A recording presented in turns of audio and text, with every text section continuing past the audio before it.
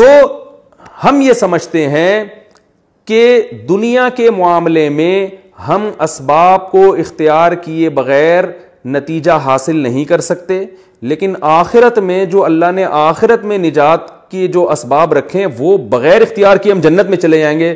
تو بھائی ایسا نہیں ہے. اس معاملے میں جو دنیا کا اصول ہے وہی آخرت کا اصول، بلکہ اور زیادہ سختی آخرت کے معاملے میں. قرآن میں اللہ تعالیٰ کا ارشاد ہے کہ من کانا یریدو، وہ کیا ہے،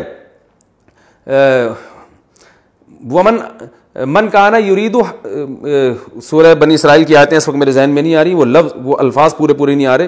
آ گیا من کانا یرید العاجلہ، فرمایا جو اس دنیا کا ارادہ کرتا ہے نا، دنیا کی کوشش کرتا ہے، عجلنا لہ فیہا ما نشاء لمن نرید، تو جتنی دنیا وہ چاہتا ہے اتنی نہیں، جتنی ہم چاہیں گے اس کو دیں گے، اور دیں گے بھی اس کو جس کے بارے میں ہمارا ارادہ ہوگا. بسا اوقات دنیا میں آپ سبب اختیار کرتے ہیں وہ پھر بھی سبب ضائع ہو جاتا ہے، لیکن آخرت کے بارے میں اللہ نے کیا فرمایا کہ ومن اراد الآخرہ، جو آخرت کا سبب اختیار کرے گا تو اللہ فرماتے ہیں اولئک کان سعیہم مشکورا، ان کو لازمی اس کا نتیجہ ہم دیں گے، لازمی اجر ملے گا.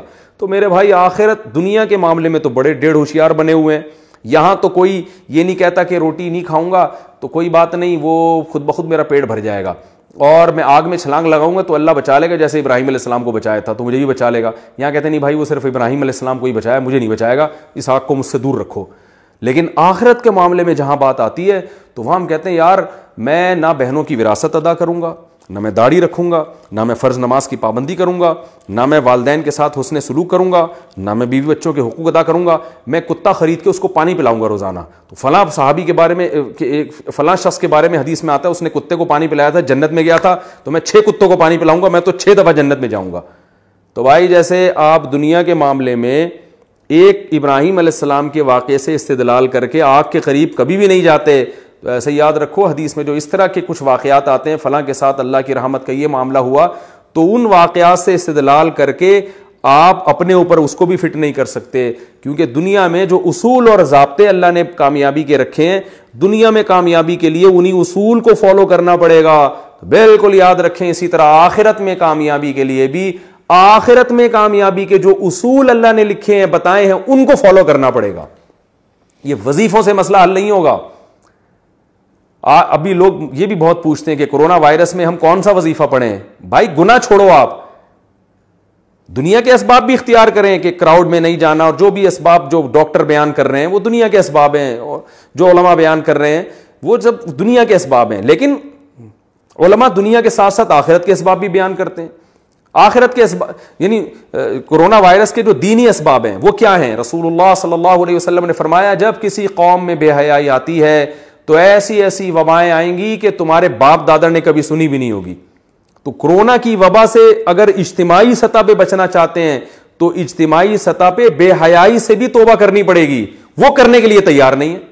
صبح شام فون آ رہے ہیں، ادھر کوئی وظیفہ بتا دیں، کوئی وظیفہ بتا دیں، کوئی ابے تو چھوڑ دے، ایک گناہ تو چھوڑ دو بھائی. تم 100 گناہ تمہاری زندگی میں ہے تو اس وبا کی وجہ سے ایک صرف تو توبہ کر لینا. اے اللہ میں یہ 100 گناہ کرتا ہوں، ان میں سے ایک کو اپنی لسٹ سے زندگی سے نکال رہا ہوں، شاید اللہ کچھ رحم کر لے. گناہ ایک بھی چھوڑنے کے لیے تیار نہیں ہے. وظیفوں پہ زور لگایا ہے، ہر کام میں وظیفہ چاہیے ان کو. میں وظیفوں کا منکر نہیں ہوں، لیکن یاد رکھو کہ جو چیز جس چیز کا سبب ہوتی ہے نا اس سبب کو ہٹانا پڑے گا آپ کو. جب تک وہ سبب زندگی سے دور نہیں کرو گے وہ مصیبت نہیں ٹل سکتی، اور اگر ٹل بھی جائے گی تو اس سے بڑی مصیبت کا پیش خیمہ ہوگی. کیونکہ فرعون پر جب مصیبتیں آئیں تو مصیبتیں ٹلی ہیں. فرعون اس خوش فہمی میں مبتلا ہو گئے کہ ہم نے تو توبہ بھی نہیں کی، موسیٰ علیہ السلام پر ایمان بھی نہیں لے کر آئے، اور پھر بھی اللہ نے مینڈکوں کا عذاب بھی ہم سے دور کر دیا، جوؤں کا عذاب بھی دور کر دیا. وہ اس خوش فہمی میں تھے کہ اب ہمیں توبہ کی ضرورت نہیں ہے، مصیبت تو ویسے ہی ٹل گئی. ان بیچاروں کو یہ نہیں پتا تھا کہ بھائی یہ جو مصیبت ٹلی ہے نا یہ بڑی مصیبت میں ڈالنے کے لیے. اب تجھے سمندر میں پانی میں غرق کیا جائے گا، اس کے بعد یہ چھوٹے موٹے عذابوں کی تجھے ضرورت ہی نہیں رہے گی. تو یاد رکھو وبا تو آتی ہیں چلی جاتی ہیں، وبائیں ہمیشہ سے آتی رہی ہیں. اللہ کرے یہ بھی چلی جائے، جلدی چلی جائے. ہم کمزور ہیں، ہم اللہ کی سزا کا جو ہے وہ برداشت نہیں کر سکتے، ہم کمزور ہیں. لیکن یاد رکھو اگر ہمیں توبہ کی توفیق نہیں ملی تو وبا سے ہلاک ہوں یا نہ ہوں اس سے بڑی مصیبت میں اللہ ہمیں مبتلا کر دے گا. اور اگر ہمیں توبہ کی توفیق مل گئی پھر بے شک اس وبا میں ہم ہلاک ہو بھی جاتے ہیں, شہادت کا بھی اجر ملے گا, اور اصل کامیابی تو آخرت کی کامیابی ہے. تو پھر مرنا ہمارے لیے بچنے سے زیادہ قیمتی ہے. تو یاد رکھیں, جس طرح دنیا میں سبب اختیار کرنا پڑتا ہے کامیابی کے لیے, اسی طرح آخرت کی کامیابی کے لیے بھی میرے بھائی آخرت کا سبب اختیار کرنا پڑے گا, اور وہ ہے گناہوں سے بچنا. لوط علیہ السلام کی قوم پہ عذاب اس لیے نہیں آیا کہ وہ تہجد نہیں پڑھتی تھی, وہ اشراق نہیں پڑھتی تھی, یا لا الہ الا انت سبحانک انی کنت من الظالمین کی تسبیح نہیں پڑھتی تھی, بلکہ اس پر ایک گناہ تھا. وہ کیا گناہ تھا اس قوم میں؟ لڑکوں سے بدکاری. تو لوط علیہ السلام نے ان سے یہ نہیں کہا کہ فلاں وظیفہ پڑھ لو, فلاں 27ویں رات میں جاگ لینا, سب معاف ہو جائے گا. انہوں نے کہا سب کچھ کرنا پڑے گا بعد میں, پہلے یہ جو لڑکوں سے بدفعلی والا گناہ ہے اس کو چھوڑو. وہ قوم اس کے لیے تیار نہیں تھی. شعیب علیہ السلام نے اپنی قوم کو یہ نہیں سمجھایا کہ لیلۃ القدر آئے گی تو فلاں عبادت کر لینا تو اگلے پچھلے سارے معاف ہو جائیں گے. شعیب علیہ السلام نے سمجھایا کہ سب سے پہلے جو ناپ تول میں کمی ہے نا یہ چھوڑو, یہ نہیں چھوڑو گے تو اللہ کا عذاب آئے گا. اور آیا, ناپ تول میں کمی نہیں چھوڑی, کسٹمر کو ٹھگنا نہیں چھوڑا, عذاب آیا, وہ قوم ہلاک ہوئی ہے.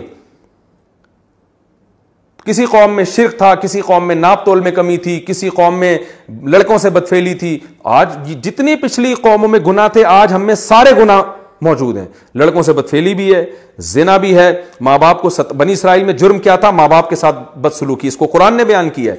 تو یہ سارے جرائم آج ہو رہے ہیں, لیکن ہمارا یہ پروگرام ہے کہ فلاں رات میں یہ کر لیں گے تو سارے اگلے پچھلے معاف. ہر چیز میں اگلے پچھلے سارے گناہ معاف ہو رہے ہیں. آپ کہہ سکتے ہیں نبی صلی اللہ علیہ وسلم نے تو خود فرمایا جو لیلۃ القدر کی عبادت کرتا ہے اس کے اگلے پچھلے سارے گناہ معاف ہوتے ہیں. وہ بھائی یہ صحابہ سے فرمایا ہے جو گناہوں سے توبہ کر چکے تھے. جب انسان گناہوں سے توبہ کرتا ہے پھر بھی لاشعوری میں ایسی غلطیاں ہو رہی ہوتی ہیں جو اس کو پتہ نہیں ہوتی, اللہ کی نظر میں وہ بڑی ہوتی ہیں, ہم اس کو چھوٹا سمجھ رہے ہوتے ہیں. تو اللہ کے نبی نے خوشخبریاں دے دی, بھائی اگر ایسی کوئی غلطی ہوگی لیلۃ القدر میں عبادت سے وہ بھی معاف ہو جائے گی. تو یہ صحابہ اس کے مخاطب ہیں جو گناہوں سے بچا کرتے تھے, اور گناہ ہو جاتا تو رو رو کے اللہ کو منایا کرتے تھے. یہ وہ لوگ مخاطب ہیں جو بہنوں کی وراثت دبا کے نہیں بیٹھے ہوئے تھے, جو بیوی کے حقوق ادا کرتے تھے, اولاد کے حقوق ادا کرتے تھے, والدین کے حقوق ادا کیا کرتے تھے, صدقات و خیرات کیا کرتے تھے. ان کو بتایا گیا ہے کہ تم جب رمضان کے روزے رکھو گے اور رات کی تراویح اور عبادت کرو گے اور صدقات و خیرات کرو گے تو اور اونچے درجات ہو جائیں گے. اور ان بشری تقاضوں کی وجہ سے بعض دفعہ انسان کتنا ہی نیک ہو پھر بھی اس سے گناہ ہو جاتے ہیں, پتہ ہی نہیں چلتا اس کو. بعض دفعہ پتہ چلتا ہے لیکن وہ اس لیول کی توبہ نہیں کرتا جس لیول کی توبہ کرنی چاہیے. تو کوئی بات نہیں, 27ویں رات میں سب معاف ہو جائے گا. تو یہ ان لوگوں کے لیے, ہم جیسے بدماشوں کے لیے تھوڑی ہے. یہ کتنے لوگ کم بخت وراثت نہیں دے رہے, عمرہ کرنے جا رہے ہیں بہن کے پیسوں سے اور وہاں جا کے گناہ معاف کروا رہے ہیں. شب برات پر میسج آنا شروع ہو جاتے ہیں میرے پاس کہ میں نے کچھ کیا سنا ہو, کچھ غلطی کی ہو تو معاف کر دیں. تو میں پہلے تو اپنے دوستوں سے مزاح کیا کرتا تھا, میں ان سے کہتا تھا ٹھیک ہے 500 روپے دے دو معاف کر دوں گا. تو میں صاحب کیوں 500 کیوں دے دیں؟ میں نے کہا فری پکڑ کی معافی کا کیا تھا تو ایک وہ ہے گروپ میں بھیج دو, میں سے سب معاف کر دیں, یہ کیا معافی ہے؟